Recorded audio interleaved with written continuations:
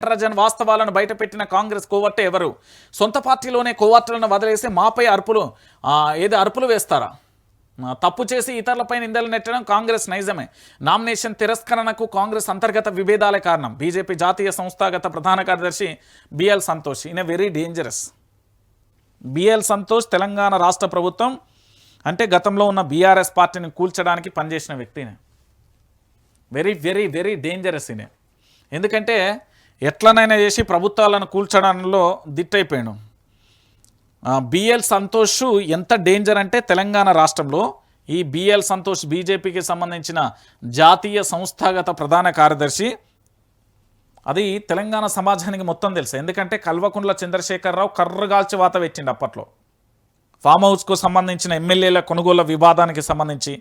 ఎందుకంటే దాంతోపాటు ఈ కేసును ఎమ్మెల్యేల కొనుగోలుకు సంబంధించిన ఏదైతే కేసు ఉందో దాంట్లో సిట్ ఏర్పాటు చేసి బిఎల్ సంతోష్ నిందితుడిగా A4గా చేర్చిల్లు, మీ అందరికి గుర్తుండాలి.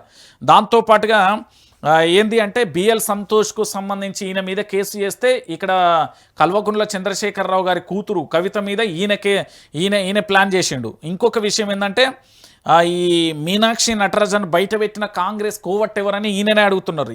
చాలా చాలా డేంజర్గా ఉంటాయి తెర వెనక ఈయన రాజకీయాలు. నేను చాలా వరకు ఈయన గురించి ఆరాధీసే ప్రయత్నం చేసిన. ఎందుకంటే బహిరంగ సభలలో ఎక్కువ ప్రసంగించాడు ఈయన. అంతా తెర వెనక ఉండే చక్రం తిప్పుతాడు. రాష్ట్రాలలో పార్టీ అధ్యక్షులను మార్చాలన్నా టికెట్లను కేటాయించాలన్నా ఈయన నివేదిక బీజేపీకి హైకమాండ్కు ఫైనల్. మీకు తెలుసో లేదో.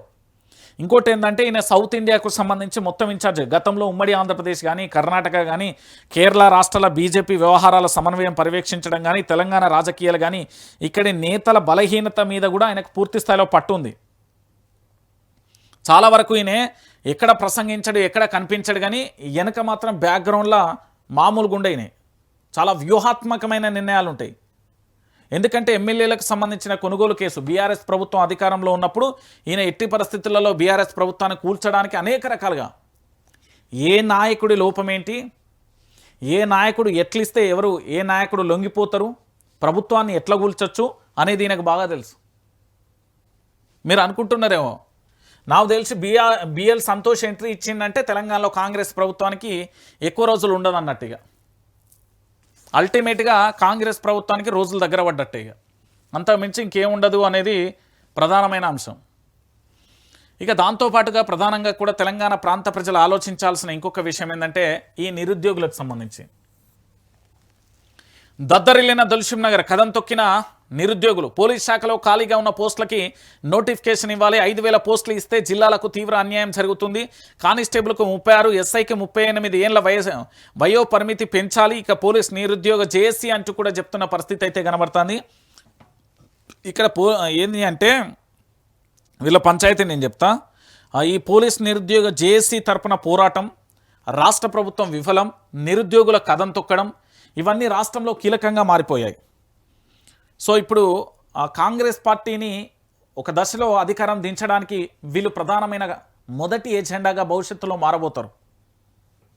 ఎందుకు అంటే నిరుద్యోగుల పక్షాన ఏ ప్రభుత్వం అయితే కఠినంగా ఉంటుందో వాళ్ళు అల్టిమేట్గా వీళ్ళకి సంబంధించి జరిగిన మోసాలు చెప్పాలన్నా, ఉద్యోగులకు సంబంధించిన జాబ్ క్యాలెండర్ ఇస్తా అన్నారు, ఇవ్వలేదు. దాంతోపాటు జీవో 46 ఇది ఏంటి అంటే జీవో 46ను మరియు పోలీస్ రిక్రూట్మెంట్ వివాదం ఉన్నది గతంలోదే.